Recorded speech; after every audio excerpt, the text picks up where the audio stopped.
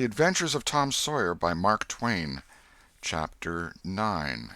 Tragedy in the Graveyard. At 9:30 that night, Tom and Sid were sent to bed as usual. They said their prayers, and Sid was soon asleep. Tom lay awake and waited in restless impatience. When it seemed to him that it must be nearly daylight, he heard the clock strike 10. This was despair. He would have tossed and fidgeted as his nerves demanded, but he was afraid he might wake Sid, so he lay still and stared up into the dark. Everything was dismally still. By and by, out of the stillness, little, scarcely perceptible noises began to emphasize themselves. The ticking of the clock began to bring itself into notice. Old beams began to crack mysteriously. The stairs creaked faintly. Evidently spirits were abroad. A measured, muffled snore issued from Aunt Polly's chamber, and now the tiresome chirping of a cricket that no human ingenuity could locate began. Next, the ghastly ticking of a death watch in the wall at the bed's head made Tom shudder. It meant that somebody's days were numbered. Then the howl of a far-off dog rose on the night air and was answered by a fainter howl from a remoter distance. Tom was in an agony. At last he was satisfied that time had ceased and eternity begun. He began to doze in spite of himself. The clock chimed 11, but he did not hear it. And then there came, mingling with his half-formed dreams, a most melancholy caterwauling. The raising of a neighboring window disturbed him. A cry of "Scat, you devil!" and the crash of an empty bottle against the back of his aunt's woodshed brought him wide awake, and a single minute later he was dressed and out of the window and creeping along the roof of the L on all fours. He meowed with caution once or twice as he went, then jumped to the roof of the woodshed and thence to the ground. Huckleberry Finn was there with his dead cat. The boys moved off and disappeared in the gloom. At the end of half an hour they were wading through the tall grass of the graveyard. It was a graveyard of the old-fashioned Western kind. It was on a hill about a mile and a half from the village. It had a crazy board fence around it, which leaned inward in places and outward the rest of the time, but stood upright nowhere. Grass and weeds grew rank over the whole cemetery. All the old graves were sunken in. There was not a tombstone on the place. Round-topped, worm-eaten boards staggered over the graves, leaning for support, and finding none. "Sacred to the memory of so-and-so" had been painted on them once, but it could no longer have been read on the most of them now, even if there had been light. A faint wind moaned through the trees, and Tom feared it might be the spirits of the dead complaining of being disturbed. The boys talked little, and only under their breath, for the time and the place and the pervading solemnity and silence oppressed their spirits. They found the sharp new heap they were seeking, and ensconced themselves within the protection of 3 great elms that grew in a bunch within a few feet of the grave. Then they waited in silence for what seemed a long time. The hooting of a distant owl was all the sound that troubled the dead stillness. Tom's reflections grew oppressive. He must force some talk, so he said in a whisper, "Hucky, do you believe the dead people like it for us to be here?" Huckleberry whispered, "I wisht I knowed. It's awful solemn like, ain't it?" "I bet it is." There was a considerable pause while the boys canvassed this matter inwardly. Then Tom whispered, "Say, Hucky, do you reckon Hoss Williams hears us talking?" "Oh, of course he does. Least his spirit does." Tom, after a pause, "I wish I'd said Mr. Williams, but I never meant any harm. Everybody called him Hoss." "Well, a body can't be too particular how they talk about these here dead people, Tom." This was a damper, and conversation died again. Presently Tom seized his comrade's arm and said, "Shh!" "What is it, Tom?" And the two clung together with beating hearts. "Shh! There 'tis again. Didn't you hear it?" "There! Now you hear it." "Lord, Tom, they're coming. They're coming, sure. What'll we do?" "I don't know. Think they'll see us?" "Oh, Tom, they can see in the dark, same as cats. I wisht I hadn't come." "Oh, don't be feared. I don't believe they'll bother us. We ain't doing any harm. If we keep perfectly still, maybe they won't notice us at all." "I'll try to, Tom, but Lord, I'm all a shiver. Listen." The boys bent their heads together and scarcely breathed. A muffled sound of voices floated up from the far end of the graveyard. "Look! See, there!" whispered Tom. "What is it?" "It's devil fire. Oh, Tom, this is awful." Some vague figures approached through the gloom, swinging an old-fashioned tin lantern that freckled the ground with innumerable little spangles of light.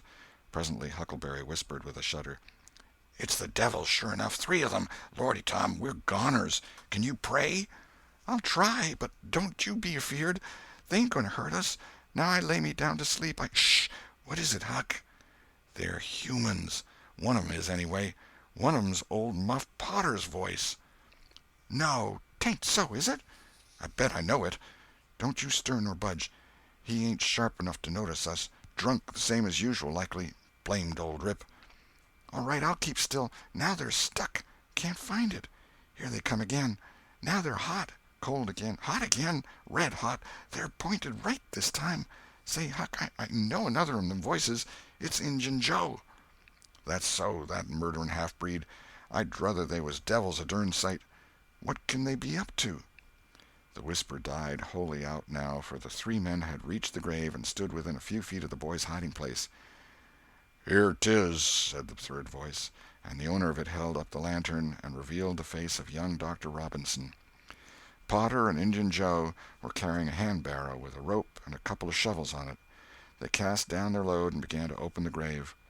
The doctor put the lantern at the head of the grave and came and sat with his back against one of the elm trees. He was so close the boys could have touched him. "Hurry, men," he said in a low voice. "The moon might come out at any moment." They growled a response and went on digging. For some time there was no noise but the grating sound of the spades discharging their freight of mold and gravel. It was very monotonous. Finally a spade struck upon the coffin with a dull woody accent, and within another minute or two the men had hoisted it out of the ground. They pried off the lid with their shovels, got out the body, and dumped it rudely on the ground. The moon drifted from behind the clouds and exposed the pallid face. The barrow was got ready and the corpse placed on it, covered with a blanket, and bound to its place with a rope. Potter took out a large spring knife and cut off the dangling end of the rope, and then said, "Now the cussed thing's ready, Sawbones, and you'll just out with another 5, or here she stays." "That's the talk," said Injun Joe. "Look here, what does this mean?" said the doctor. "You required your pay in advance, and I've paid you." "Yes, and you've done more than that," said Injun Joe, approaching the doctor, who was now standing. 5 years ago you drove me away from your father's kitchen one night when I come to ask for something to eat, and you said I warn't there for any good, and when I swore I'd get even with you if it took 100 years, your father had me jailed for a vagrant. Did you think I'd forget? The Injun blood ain't in me for nothing, and now I've got you, and you got to settle, you know." He was threatening the doctor, with his fist in his face by this time. The doctor struck out suddenly and stretched the ruffian on the ground. Potter dropped his knife and exclaimed, "Here, now, don't you hit my pard!" And the next moment he was grappled with the doctor, and the two were struggling with might and main, trampling the grass and tearing the ground with their heels. Injun Joe sprang to his feet, his eyes flaming with passion, snatched up Potter's knife, and went creeping, cat-like and snooping, round and round about the combatants, seeking an opportunity. All at once the doctor flung himself free, seized the heavy headboard of William's grave, and felled Potter to the earth with it. And in the same instant the half-breed saw his chance and drove the knife to the hilt in the young man's breast. He reeled and fell partly upon Potter, flooding him with his blood, and in the same moment the clouds blotted out the dreadful spectacle, and the 2 frightened boys went speeding away in the dark. Presently, when the moon emerged again, Injun Joe was standing over the 2 forms, contemplating them. The doctor murmured inarticulately, gave a long gasp or two, and was still. The half-breed muttered, "That score is settled, damn you." Then he robbed the body, after which he put the fatal knife in Potter's open right hand and sat down on the dismantled coffin. 3, 4, 5 minutes passed, and then Potter began to stir and moan. His hand closed upon the knife. He raised it, glanced at it, and let it fall with a shudder. Then he sat up, pushing the body from him, and gazed at it, and then around him confusedly. His eyes met Joe's. "Lord, how is this, Joe?" he said. "It's a dirty business," said Joe, without moving. "What did you do it for?" I never done it." "Look here, that kind of talk won't wash." Potter trembled and grew white. "I thought I'd got sober. I'd no business to drink tonight, but it's in my head yet, worse'n when we started here. I'm all in a muddle, can't recollect anything of it hardly. Tell me, Joe, honest now, old feller, did I do it? Joe, I never meant to, 'pon my soul and honor, I never meant to, Joe. Tell me how it was, Joe. Oh, it's awful, and him so young and promising." "Why, you two was scuffling, and he fetched you one with the headboard, and you fell flat, and then up you come, all reeling and staggering like, and snatched the knife and jammed it into him, just as he fetched you another awful clip, and here you've laid, as dead as a wedge till now." "Oh, I didn't know what I was doing. I wish I may die this minute if I did. It was all on account of the whiskey, and the excitement, I reckon. I never used a weepon in my life before, Joe. I've fought, but never with weepons. They'll all say that. Joe, don't tell. Say you won't tell, Joe. That's a good feller. I always liked you, Joe, and stood up for you, too. Don't you remember? You won't tell, will you, Joe?" And the poor creature dropped on his knees before the stolid murderer and clasped his appealing hands. "No. You've always been fair and square with me, Muff Potter, and I won't go back on you. There, now, that's as fair as a man can say." "Oh, Joe, you're an angel. I'll bless you for this the longest day I live." And Potter began to cry. "Come, now, that's enough of that. This ain't any time for blubbering. You be off yonder way, and I'll go this. Move now, and don't leave any tracks behind you." Potter started on a trot that quickly increased to a run. The half-breed stood looking after him. He muttered, "If he's as much stunned with the lick and fuddled with the rum as he had the look of being, he won't think of the knife till he's gone so far he'll be afraid to come back after it to such a place by himself, chicken heart." 2 or 3 minutes later, the murdered man, the blanketed corpse, the lidless coffin, and the open grave were under no inspection but the moon's. The stillness was complete again, too. End of Chapter 9. Chapter 10. Dire Prophecy of the Howling Dog. The two boys flew on and on toward the village, speechless with horror. They glanced backwards over their shoulders from time to time, apprehensively, as if they feared they might be followed. Every stump that started up in their path seemed a man and an enemy, and made them catch their breath. And as they sped by some outlying cottages that lay near the village, the barking of the aroused watch-dogs seemed to give wings to their feet. "If we can only get to the old tannery before we break down," whispered Tom in short catches between breaths. "I can't stand it much longer." Huckleberry's hard pantings were his only reply, and the boys fixed their eyes on the goal of their hopes and bent to their work to win it. They gained steadily on it, and at last, breast to breast, they burst through the open door and fell grateful and exhausted in the sheltering shadows beyond. By and by their pulses slowed down, and Tom whispered, "Huckleberry, what do you reckon'll come of this?" "If Dr. Robinson dies, I reckon hanging'll come of it." "Do you, though?" "Why, I know it, Tom." Tom thought a while, then he said, "Who'll tell? We?" "What are you talking about? Suppose something happened and Injun Joe didn't hang. Why, he'd kill us some time or other, just as dead sure as we're laying here." "That's just what I was thinking to myself, Huck." "If anybody tells, let Muff Potter do it, if he's fool enough. He's generally drunk enough." Tom said nothing, went on thinking. Presently he whispered, "Huck, Muff Potter don't know it. How can he tell?" "What's the reason he don't know it?" "Because he'd just got that whack when Injun Joe done it. Do you reckon he could see anything? Do you reckon he knowed anything?" "By hokey, that's so, Tom." "And besides, looky here, maybe that whack done for him." "No, 'tain't likely, Tom. He had liquor in him, I could see that, and besides he always has. Well, when Pap's full, you might take and belt him over the head with a church and you couldn't faze him. He says so his own self. So it's the same with Muff Potter, of course. But if a man was dead sober, I reckon maybe that whack might fetch him. I don't know." After another reflective silence, Tom said, "Hucky, you sure you can keep mum?" "Tom, we got to keep mum. You know that. That Injun devil wouldn't make any more of drowning us than a couple of cats, if we was to squeak about this and they didn't hang him. Now, looky here, Tom, let's take and swear to one another. That's what we got to do. Swear to keep mum." "I'm agreed. It's the best thing. Would you just hold hands and swear that we—" "Oh, no, that wouldn't do for this. That's good enough for little rubbishy common things, especially with gals, 'cause they go back on you anyway, and blab if they get in a huff, but there oughter be writing about a big thing like this, and blood." Tom's whole being applauded this idea. It was deep and dark and awful. The hour, the circumstances, the surroundings were in keeping with it. He picked up a clean pine shingle that lay in the moonlight, took a little fragment of red keel out of his pocket, got the moon on his work, and painfully scrawled these lines, emphasizing each slow downstroke by clamping his tongue between his teeth and letting up the pressure on the upstrokes. See next page. Huckleberry was filled with admiration of Tom's facility in writing and the sublimity of his language. He at once took a pin from his lapel and was going to prick his flesh, but Tom said, "Hold on, don't do that. A pin's brass. It might have verdigrease on it." "What's verdigrease?" "It's pison.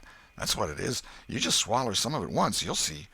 So Tom unwound the thread from one of his needles, and each boy pricked the ball of his thumb and squeezed out a drop of blood. "Huck Finn and Tom Sawyer swears they will keep mum about this, and they wish they may drop down dead in their tracks if they ever tell, and rot." In time, after many squeezes, Tom managed to sign his initials, using the ball of his little finger for a pen. Then he showed Huckleberry how to make an H and an F, and the oath was complete. They buried the shingle close to the wall, with some dismal ceremonies and incantations, and the fetters that bound their tongues were considered to be locked and the key thrown away. A figure crept stealthily through a break in the other end of the ruined building now, but they did not notice it. "Tom," whispered Huckleberry, "does this keep us from ever telling always?" "Of course it does. It don't make any difference what happens. We got to keep mum. We drop down dead. Don't you know that?" "Yes, I reckon that's so." They continued to whisper for some little time. Presently a dog set up a long, lugubrious howl just outside, within 10 feet of them. The boys clasped each other suddenly in an agony of fright. "Which of us does he mean?" gasped Huckleberry. "I don't know. Peep through the crack, quick." "No, you, Tom." I can't do it, Huck." "Please, Tom. There 'tis again." "Oh, Lordy, I'm thankful," whispered Tom. "I know his voice. It's Bull Harbison." Note: If Mr. Harbison had owned a slave named Bull, Tom would have spoken of him as Harbison's Bull, but a son or a dog of that name was Bull Harbison. "Oh, that's good. I tell you, Tom, I was scared to death, and I'd have bet anything it was a stray dog." The dog howled again. The boy's heart sank once more. "Oh, my, that ain't no Bull Harbison," whispered Huckleberry. "Do, Tom." Tom, quaking with fear, yielded and put his eye to the crack. His whisper was hardly audible when he said, "Oh, Huck, it's a stray dog." "Quick, Tom, quick. Who does he mean?" "Huck, he must mean us both. We're right together." "Oh, Tom, I reckon we're goners. I reckon there ain't no mistake 'bout where I'll go to. I been so wicked." "Dag fetch it, this comes of playing hooky and doing everything a feller's told not to do. I might have been good like Sid if I'd tried, but no, I wouldn't, of course. But if ever I get off of this time, I lay I'll just waller in Sunday schools."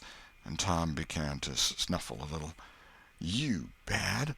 And Huckleberry began to snuffle too. "Consound it, Tom Sawyer, you're just old pie, 'longside of what I am. Oh, Lordy, Lordy, Lordy, I wisht I'd only had half your chance." Tom choked off and whispered, "Look, Hucky, look! He's got his back to us." Hucky looked with joy in his heart. "Well, he has, by jingoes! Did he before?" "Yes, he did, but like a fool, I never thought. Oh, this is bully, you know. Now who can he mean?" The howling stopped, and Tom pricked up his ears. "Shh! What's that?" he whispered. "Sounds like hogs grunting. No, it's somebody snoring, Tom." "That is it. Whereabouts is it, Huck?" "I believe it's down at t'other end. Sounds so, anyway. Pap used to sleep there sometimes, 'long with the hogs, but laws bless you, he just lifts things when he snores. Besides, I reckon he ain't ever coming back to this town any more." The spirit of adventure rose in the boys' souls once more. "Hucky, do you dast to go if I lead?" "I don't like too much. Tom, s'pose it's Injun Joe."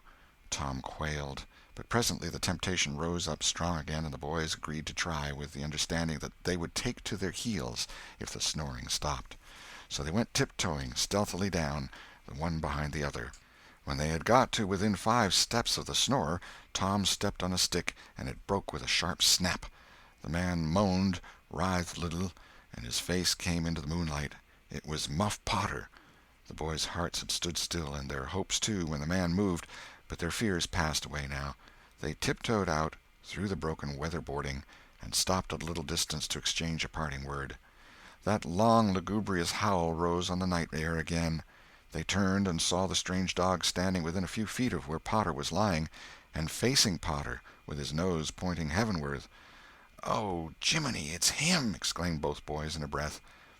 "Say, Tom, they say a stray dog come howling round Johnny Miller's house 'bout midnight as much as 2 weeks ago, and a whippoorwill come in and lit on a banisters and sung, the very same evening, and there ain't anybody dead there yet."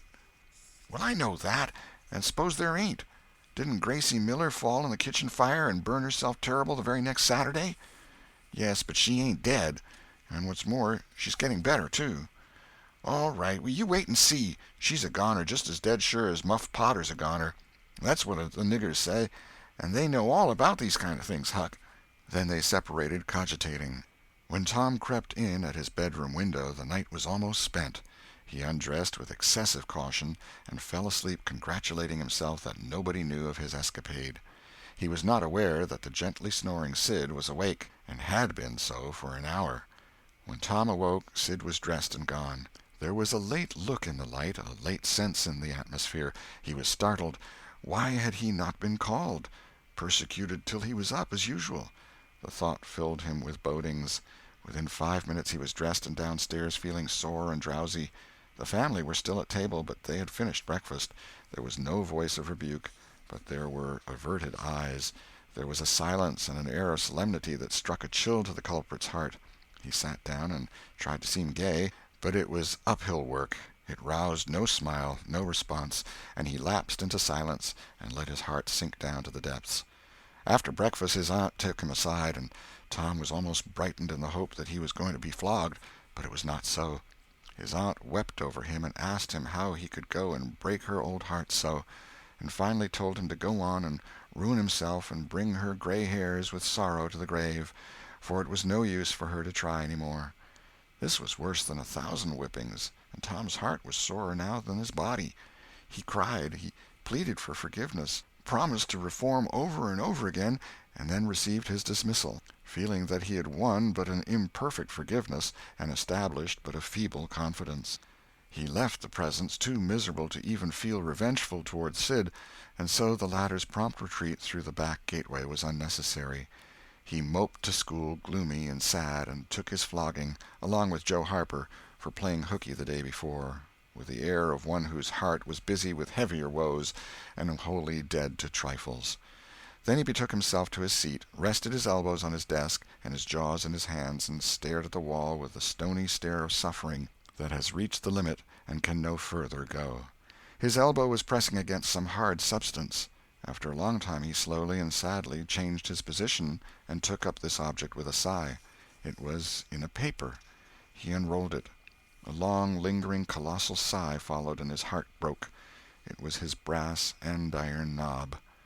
This final feather broke the camel's back. End of chapter 10.